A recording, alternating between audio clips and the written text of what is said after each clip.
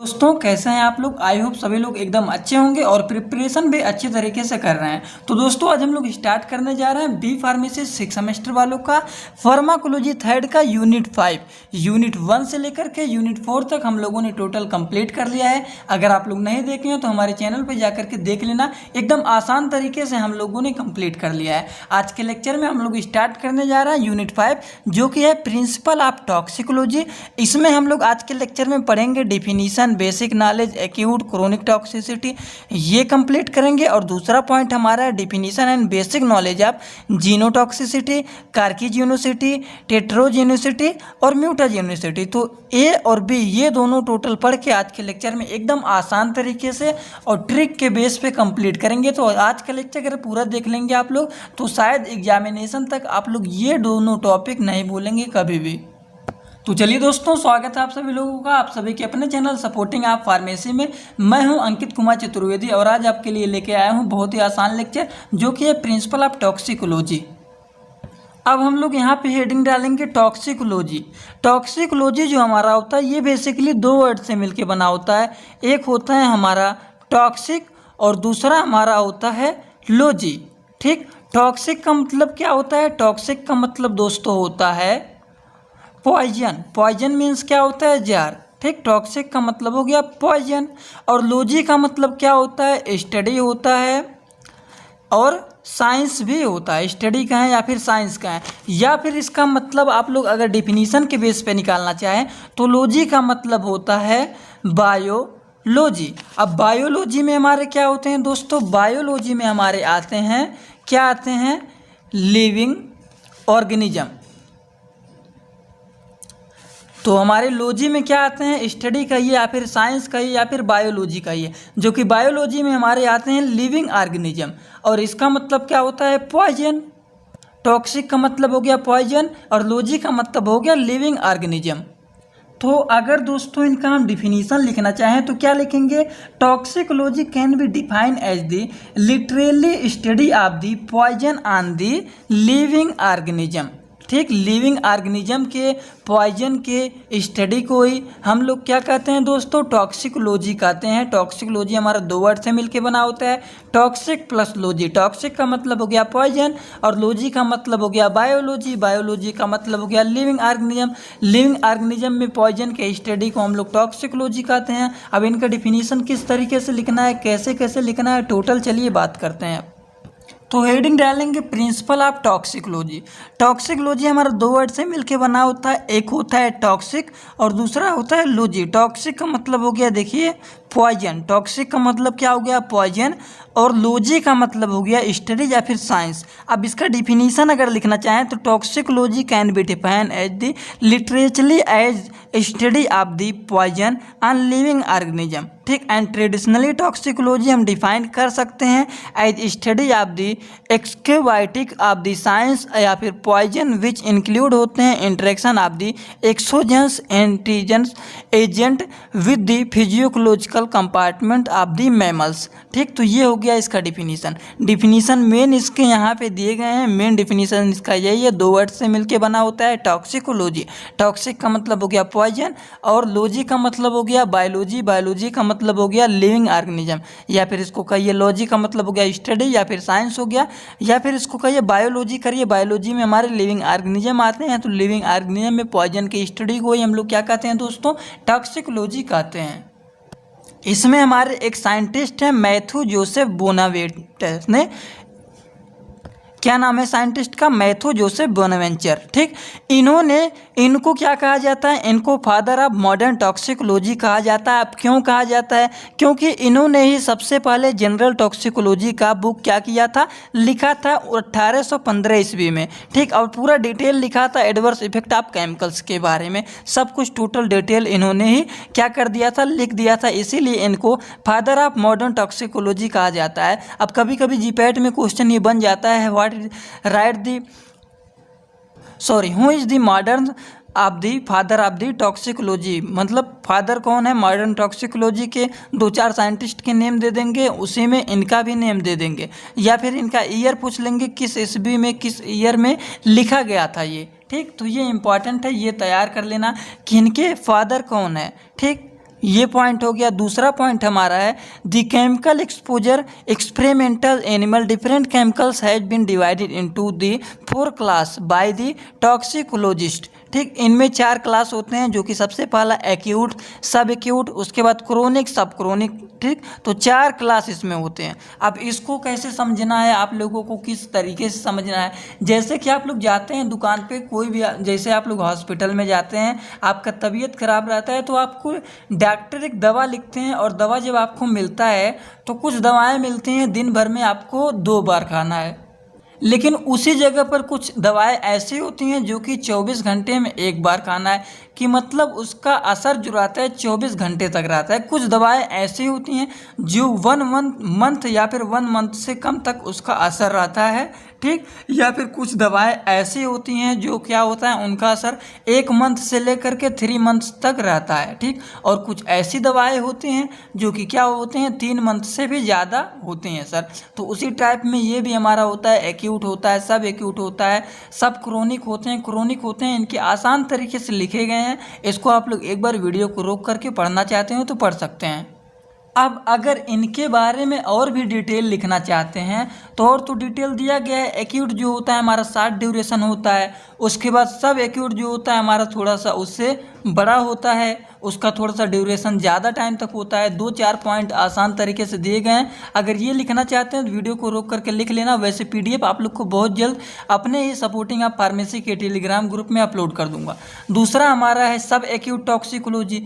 ये क्या होते हैं, सब एक्यूट टॉक्सिकोलॉजी स्टडीज किया जाता है conducted range of the finding studies determining the dose level use in the chronic और सब chronic studies for the duration of 6 month two year and 90 days. ठीक, इसी तरीके से हमारा क्रोनिक टॉक्सिकोलॉजी भी होता है। क्रोनिक टॉक्सिकोलॉजी जो होता है, टॉक्सिसिटी होता है, ये इंडिकेट करता है स्पेसिफिक ऑर्गन सिस्टम को जो कि डैमेज होता है with the result of the development serious recognition disease due to the long term contractive damage. ठीक, तो ये क्रोनिक हो गया। इसी तरीके से आप लोग को लिखना है 2-3 पॉइंट जो दिए गए हैं आसान तरीके से, यहाँ पे भी कुछ पॉइंट दिए गए हैं, इसको भी लिखना चाहते हैं लिख सकते हैं। अब वेरी मोस्ट इंपॉर्टेंट यूनिट 5 के टॉपिक को पढ़ने जा रहे हैं, जो कि बहुत ज़्यादा इंपॉर्टेंट है, इसीलिए इसमें ज़्यादा टाइम नहीं लें, क्योंकि अगर इसमें पूछ लेगा तो 2 नंबर में पूछ लेगा define the toxicology and right classes, कि मतलब कितने क्लास इसमें होते हैं, क्या क्या होते हैं, और इसका डिफिनीशन लिखना है। 2 से 7 नंबर में ऐसे पूछ लेगा।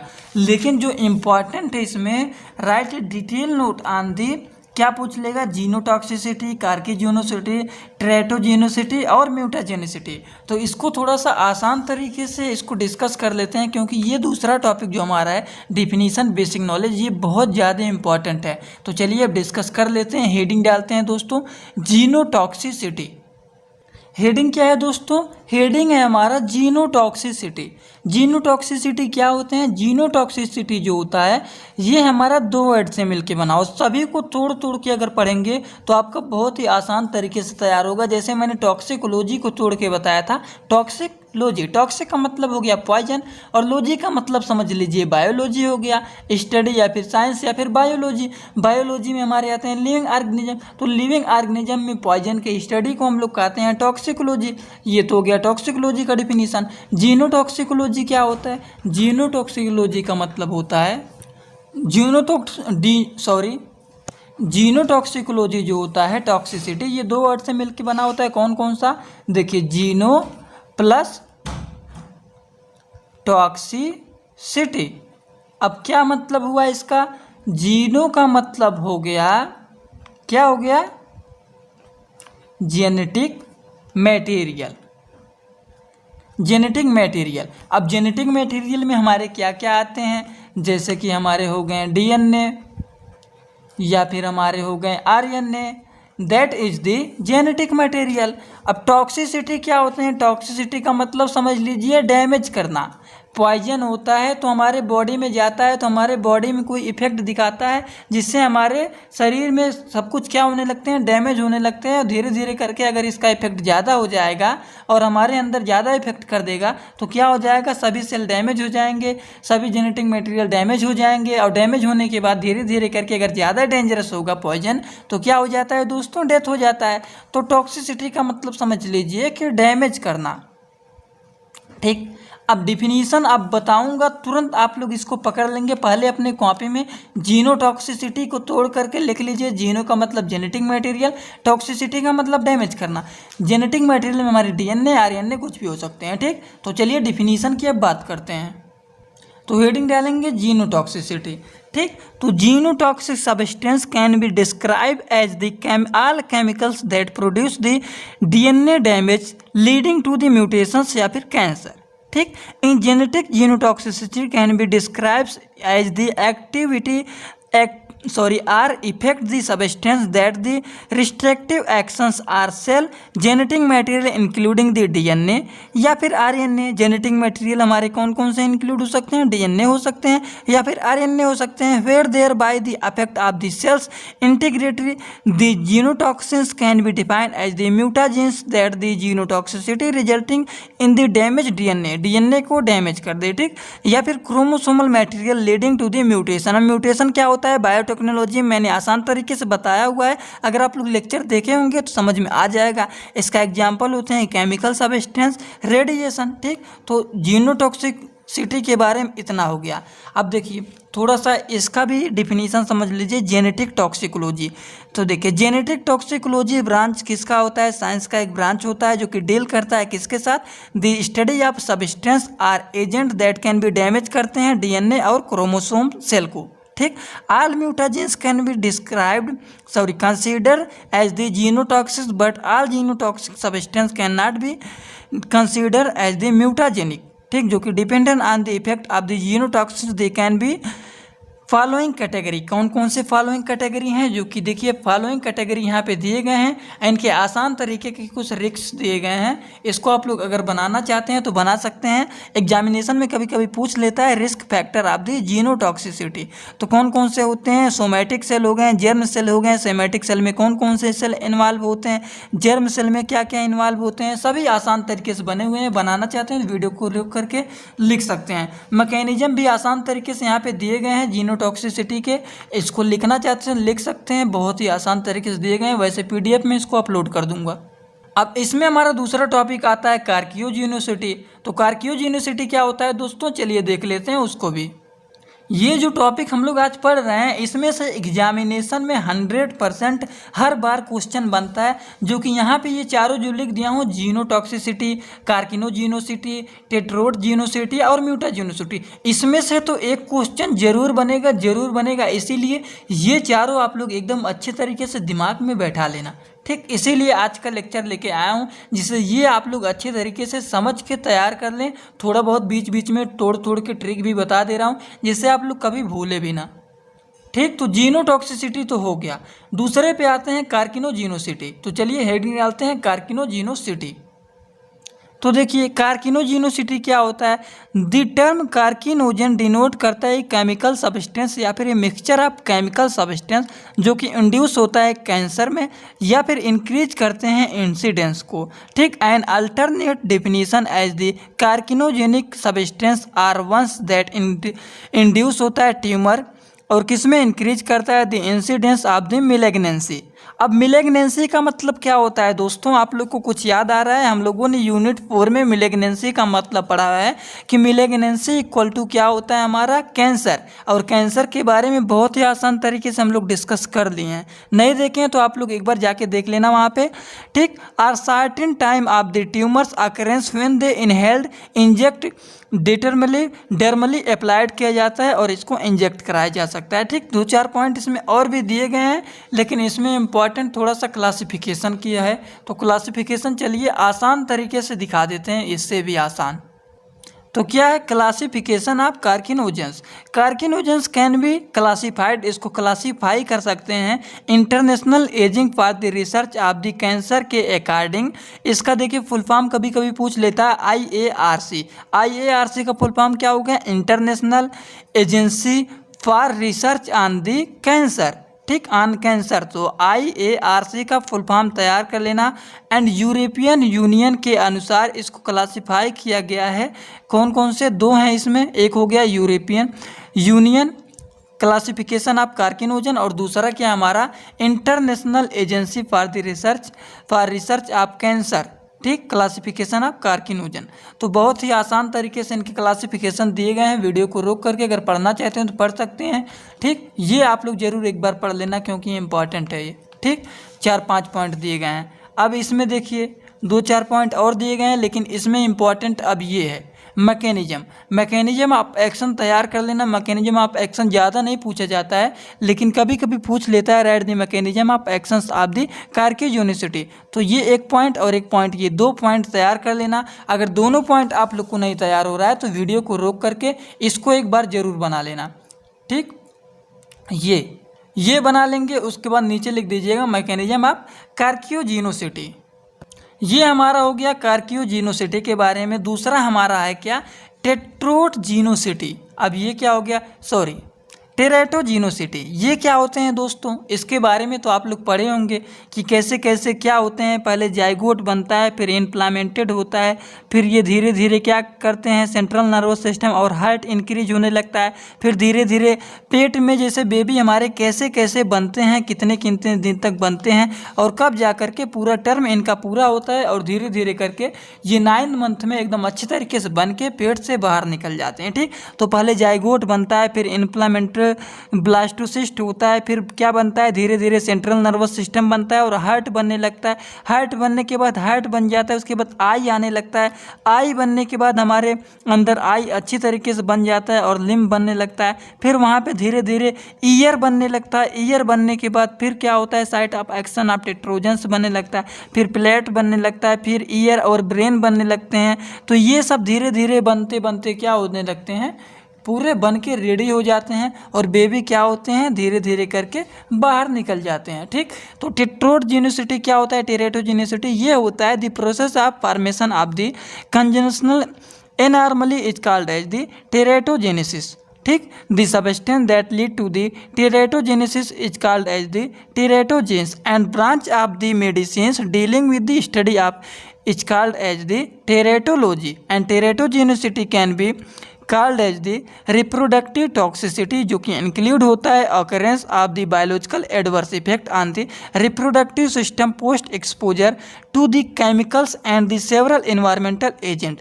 ठीक, यह काज होता है किसका, अल्ट्रेशन टू द फीमेल्स या फिर मेल्स रिप्रोडक्टिव ऑर्गन के related to the endocrine system pregnancy outcomes, जो कि यहाँ पे ये स्ट्रक्चर बने हुए हैं। इसको आप लोग देखेंगे तो समझ में आ जाएगा। ठीक, जो कि हमारा कुछ होता है एम्ब्रियोनिक पीरियड होता है वीकली, उसके बाद हमारा फेटाल पीरियड वीकली होता है, फिर धीरे धीरे करके फुल टर्म पूरा हो जाता है। ठीक, ये ऐसे ही होता है हमारे पेट के अंदर, फीमेल्स के पेट के अंदर ये कुछ इसी तरीके से चलते रहते हैं जब होते हैं बेबी।